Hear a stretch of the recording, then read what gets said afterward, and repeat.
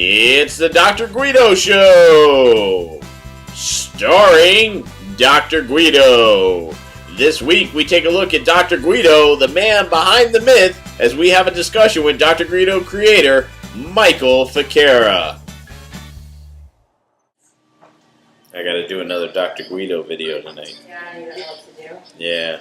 Any ideas? No, what is it on? I'm gonna do like a behind the scenes Dr. Guido, like how I came up with him and everything. But what is your assignment? I just gotta make a movie. Do you like Dr. Guido? Then that's good to do. Shot in. I want to be shooting from here back. Let's make sure we get the Yankee and the Jeter in as well. I want to make sure both those are in, as well as the painting in the back. Let's make sure we get that all in the shot. I don't want what happened last time happen. Okay? You know, one of the things I wanted to do with Dr. Guido, and one of the things, the reason why I quote-unquote created him, was sort of the idea of giving the message about what I'm doing in a different and unique way. Sure, I could sit here and talk and share, and sure, I'm interesting, but Dr. Guido's a little more interesting. He's a character. He's a little extreme, so you get brought in right away. Whereas compared to me just coming right out on the screen and saying, hey, you know, I'm doing an action research project, I'm blogging, you know, we're looking at cheating, where Dr. Guido comes out and says, hey, yo, how you doing here? What we're thinking of doing is helping these kids to make sure they don't cheat as much. That sounds more interesting, right? Forget about it. See, I think like that, then I say it, it makes more sense. You're brought into the situation now. Whereas if it's just me sort of sharing, you know, what I'm doing and if I'm blogging or something like that. But when Dr. Guido comes in, oh, whoa, hey, people listening, right? When Michael Ficara is talking, he's interesting, right? But he's no Dr. Guido. Forget about it. For the Dr. Guido show has always been something that, you know, I feel really contributed to the show. Originally, we started at the table.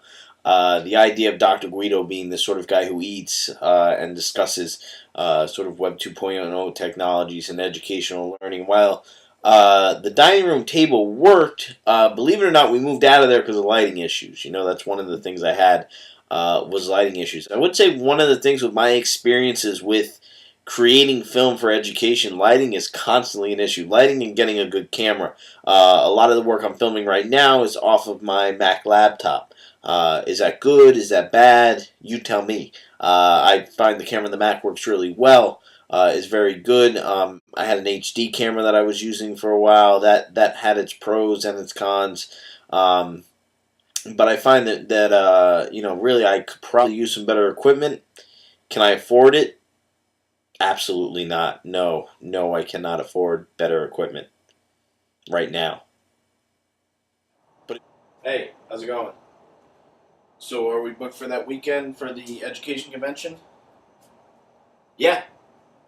Yeah. And they have my suite set up? And they agreed on the asking price. What do you mean they want to negotiate? I don't negotiate. That's my asking price. If they don't want it, they get another Dr. Guido to present. Like I said, so location-wise, then we moved to the office here. And this is the office, or as it later became known, the Laboratory of Knowledge. And it was part of the original Dr. Guido show, mostly because it had sort of a significance to what we were teaching, what we were doing. The first couple shots in the Dr. Guido show were from a distance. In the laboratory, they were much more closer shots like that. But once again, you can see I'm running into some lighting issues and things like that. I'm going to talk about where I got the best lighting. So yeah, because of lighting issues, this is pretty much where we ended up, is the garage. And done the last couple of Dr. Guido shows from the garage for multiple reasons. A, because of lighting, and B, because my wife kicked me out of the office. Lauren!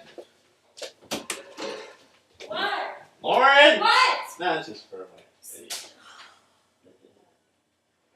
Don't do that to me.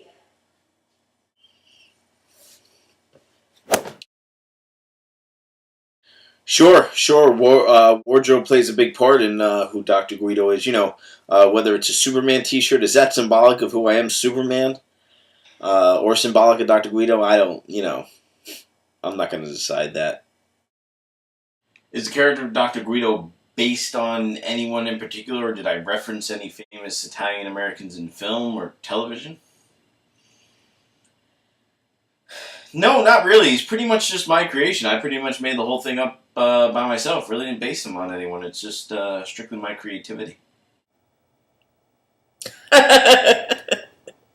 Multiple personalities. No, that's funny. I never looked at the situation like that. You know, one of the things I've always wanted to do is make sure I could help kids become better. And having a son of my own, you know, that's something I try to do as a parent is make him become better and understand the ways of the world and, you know, how to talk to people and how to negotiate and, you know, how to communicate. I think that's important. One of the things I think that makes Web 2.0 unique is the idea of communication.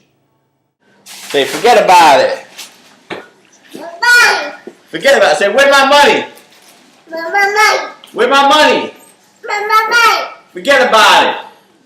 Oh! Oh! Oh! Oh! So who is Dr. Guido, really? Who is Michael Ficara, really? Are they both just family men?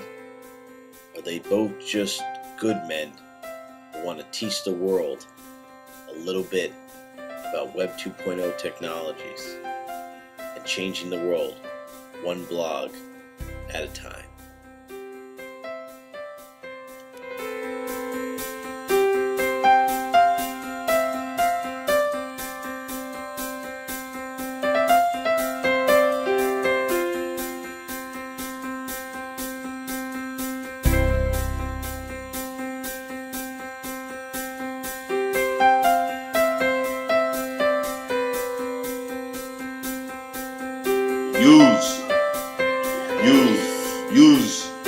Use guys. You guys. Oh! Oh! Forget about it. Forget about it.